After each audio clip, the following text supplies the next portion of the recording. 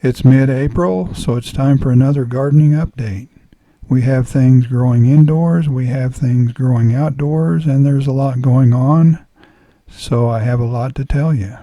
When you get done watching the video, let us know how your garden's doing. I'm going to grow some herbs in these 5-gallon grow bags. Some I'll grow in the bags, and some I'll transplant out into the garden once they get started good. Instead of planting each individual seed, I sprinkle seeds on top of the soil, like these cilantro seeds. Then I cover them with more soil. For cilantro, about 1/2 inch. For chives, parsley, and basil, about 1/4 inch, and for oregano, about 1/8 inch. Then for the first few waterings, I water it with a watering can because it disturbs the soil a little bit less than a garden hose would. For those of you who are new to growing cilantro is pretty cold hardy, and this is a plant that I left in the ground all winter. When you have plenty of cilantro, you can easily freeze it using olive oil or water.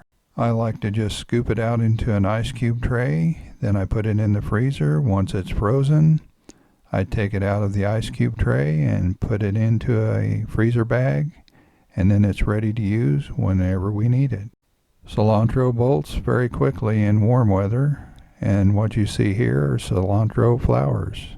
If you let it continue to grow past this point, it will start to produce seeds. Then you can let the plant completely dry out, save the seeds, and you'll have cilantro seeds for next year. I think our favorite way to use basil is in a cucumber, tomato, and basil salad that we like to make. It also has garlic, onions, some olive oil, and vinegar, and we like it a lot. If you're interested in seeing a video I did on making that salad, I'll put a link down below with links to other videos also. I've been conditioning a couple of straw bales, getting them ready to plant sweet potatoes later on. It requires adding fertilizer to the bales, and then in time they'll heat up and sometimes get over 120 degrees inside.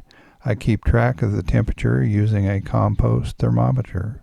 I've grown quite a few things in straw bales, including eggplant, tomatoes, peppers, and a couple of other things. You can pretty much grow anything in a straw bale that you would in the ground.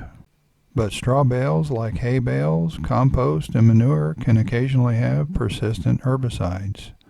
So be careful where you get your bales. Here's some sweet potatoes we grew in some straw bales, and that's worked out very well for us, which is why I'm doing it again this year. I was planning to just plant 2 types this year, but I added a 3rd type, which I'll talk about later on. Last year I planted 12 different types of lettuce, and this year I planted the top 5 out of that group. Last year I grew them in a grow bag, and this year I'm growing them in the ground, so I'm interested to see what difference that might make. As you can see, they did pretty well last year, so if they improve at all, it should be a pretty good year for lettuce. If you want to see that video of the 12 different types, I'll put a link down below along with links to other videos. I finally got my cages up. I don't have a whole lot of cages up this year, but I have enough to grow quite a few things vertically. The nice thing about growing things vertically is it doesn't take as much space as it would if you planted them in rows. There are lots of different things you can grow vertically, like the long beans you see here, cucumbers, pole beans, and quite a few other things. I've grown at least 12 different things vertically, and there are probably a few more things I could try. Along with saving space and allowing you to grow more in the same amount of space, growing vertically allows you to harvest easier than if they were closer to the ground.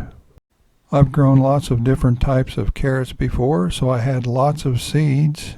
This year I decided to plant 10 different types. Here are 6 different types of carrots that I grew a couple of years ago. I'll be growing most of these along with a few others and a couple that I've never grown before. Once they start sprouting, I'll share the list of the ones we're growing this year. I've found that carrots grow best for me in loose, sandy soil. Speaking of loose soil even makes weeding a lot easier. When I get behind on my weeding, I like to use my 4-tine hand cultivator, and it basically just pulls the plants up by the roots like I would if I was down on my hands and knees doing it by hand. Then if there are any small plants that slip through the tines or have stubborn roots, I go back with the hoe and hit those, and it really doesn't take all that long. I'm not sure if it's necessary to even cover the fennel, but I did the first year, so I'm afraid not to now. Most years, black swallowtail caterpillars get more use out of the fennel than we do, but that's okay. We don't mind sharing a little bit, as long as they don't get too greedy. If there gets to be too many of them, sometimes I'll pick off a few and then transfer them to the carrots and spread them out, and that usually works out pretty well. They also like to eat parsley and dill. And this is what those caterpillars turn into. We've even raised some indoors a few times. The potatoes that I planted a while back are starting to come up now, and as those continue to grow, I'll keep adding more straw.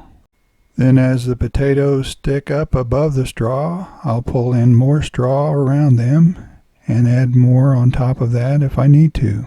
This is what our bananas look like right now. I cover them with straw in the winter time, and then about the middle of April or so, I start watching the weather, and if it looks like we don't have any freezes in the 7-day forecast, I uncover them. Then if the weather suddenly changes and there's a danger of freeze, I cover them back up. Here's what they look like after I uncovered them. The large stems to the right are the Musa Basjoo banana. The dark stem to the left is the dwarf Orinoco, and those stems in the middle are the Musa velutina. I marked a few plants with plastic tent pegs so I could find them this spring, and this is a yacon, and it looks like it made it through the winter. I left one turmeric plant in the ground, and it's good and solid, so I'm optimistic that it might actually make it. But it's too early to say for sure. Right next to the turmeric, I have a couple of good solid ginger roots. Everything indoors is doing really well, but to tell the truth, I'm ready for some of this stuff to be outside instead of inside. I've already started hardening things, but when I have to have everything indoors, there's a lot of competition for space. Like this one giant eggplant leaf is shedding several small pepper plants. If you look carefully, there are a couple of peppers that are starting to get a little bit of color on them and will be ripe very soon. So we can move on to the next generation, and that's kind of an exciting time. Even some of the peppers on the black cherry pepper plant are starting to get ripe. A lot of the peppers on the Purple Flash Project peppers are really looking good, and I'm hoping to cull a few plants out of that group soon. Those small tomato plants have been spending a little bit of time out every day, and I'll increase the time as the days go by. I'm really liking how some of the variegated tomatoes are looking, and I sure hope they taste good. I'm trying 5 different types of variegated tomatoes. The pepper projects are kind of on their own schedule, so I'm still starting seeds for some of those. At last count, I have over 40 sweet potato slips, and I'm still adding more all the time. Before you go, let us know how your gardening activities are going, and if you're just now finding this channel, please subscribe. Thanks for watching. We'll see you next time.